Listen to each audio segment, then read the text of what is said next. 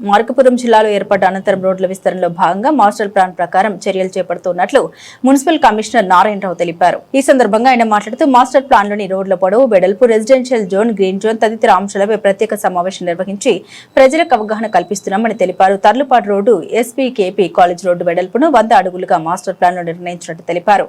ఇందుకు అనుగుణంగా రోడ్డు మధ్య భాగం నుండి ఇరువైపులా 50 అడుగుల చొప్పున మార్కింగ్ చేపట్టినట్లు వెల్లడించారు.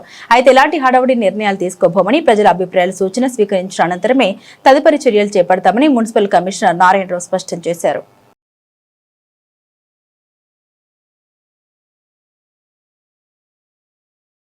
అందరికీ నమస్కారం. మన మార్కాపురం పురపాలక సంఘానికి సంబంధించి అప్రూవ్డ్ మాస్టర్ ప్లాన్ అంతకుముందు ఒక 20 సంవత్సరాల క్రితం ఉన్నటువంటిది కాకుండా మనం ఏదైతే మాస్టర్ ప్లాన్కి సంబంధించి ప్రతి వీధిని కూడా పరిగణలోకి తీసుకుని ఆ మాస్టర్ ప్లాన్ తయారు చేసి డ్రాఫ్ట్ మాస్టర్ ప్లాన్ని ప్రజల యొక్క అభ్యంతరాల కొరకు మనం వారి ముందుంచి, అదేవిధంగా మనం ఒక ప్రైవేట్ ఫంక్షన్ హాల్లో అందరికీ కూడా మన స్క్రీన్స్ మీద వాటికి సంబంధించినటువంటి ప్రతి రోడ్డు ఎంత పొడవు ఉండాలి, ఎంత వెడల్పు ఉండాలి, వాటికి సంబంధించినటువంటి ఎక్కడెక్కడ గ్రీనింగ్ జోన్ వస్తుంది, రెసిడెన్షియల్ జోన్ ఎక్కడ, ఇండస్ట్రియల్ జోన్ ఎక్కడ అనేటటువంటిది అందరికీ కూడా అవగాహన కల్పించి మనం ఆ డ్రాఫ్ట్ నోటిఫికేషన్ని అభ్యంతరాల స్వీకరణ తర్వాత ప్రభుత్వానికి పంపించి దాన్ని మనం అప్రూవల్ చేసుకోవటం జరిగింది. కాబట్టి ఏదైనా సరే మన మార్కాపురం పురపాలక సంఘంలో ఏ వీధి అయినా సరే మాస్టర్ ప్లాన్కి అనుగుణంగా మాత్రమే నిర్మాణాలు జరగాలి. దానికి అనుగుణంగానే అక్కడ అభివృద్ధి కూడా జరగాలి. అందులో భాగంగా మనం ప్రధానమైనటువంటి ఈ తర్లుపాడు మన ఎస్వీకేపీ కాలేజీకి వచ్చే రోడ్డు ఏదైతే ఉందో దాన్ని మన మాస్టర్ ప్లాన్లో 100 అడుగుల రోడ్డుగా మనం నిర్ణయించడం జరిగింది. అందరి యొక్క అభిప్రాయాల మేరకు దాన్ని 100 అడుగుల కింద దాన్ని డిక్లేర్ చేయటం, అప్రూవల్ తీసుకోవటం జరిగింది. కాబట్టి ఈ రోడ్డు పొడవుతా ఉన్నటువంటి భవనాల వాళ్ళు ఎవరైనా సరే నిర్మాణం చెయ్యాలి అనుకున్నప్పుడు అది ఆ 100 అడుగుల రోడ్డుకి సంబంధించి సెంటర్ పాయింట్ నుంచి ఇటు 50 అడుగులు అటు 50 అడుగులకి మాత్రమే గిఫ్ట్ డీడ్ ఇచ్చి దాని అవతల మాత్రమే ఇల్లు నిర్మాణానికి అనుమతులు పొందవలసినటువంటి అవసరం ఉంటుంది.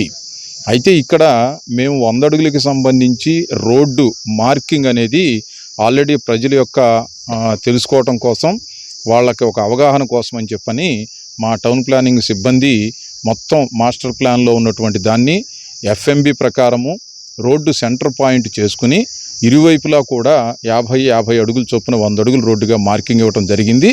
దీనికి సంబంధించి ప్రస్తుతం ఏంటంటే ప్రిలిమినరీగా అసలు ఎంతవరకు ఈ 100 అడుగులు అయితే ఎఫెక్ట్ అవుతుంది, ఎంతవరకు జరుగుతుంది అనేటటువంటి దాన్ని మనం ఒక ప్రాథమికంగా అంచనాకి రావటం జరిగింది.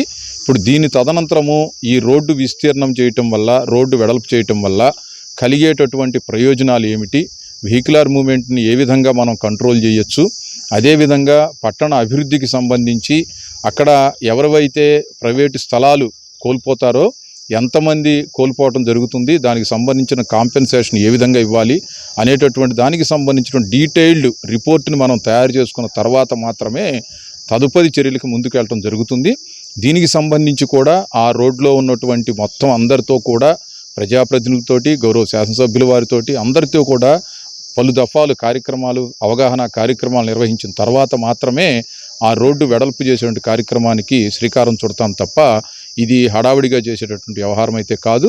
ప్రజలంతా కూడా మన రోడ్డు అది 100 అడుగుల రోడ్డు, దానికి ఇక్కడ వరకు మార్కింగు అనేది వాళ్ళ యొక్క అవగాహన కొరకు చేసినటువంటి ఇది ఒక మార్కింగ్ కింద గుర్తించమని చెప్పి అందరినీ కూడా కోరుకుంటున్నాను.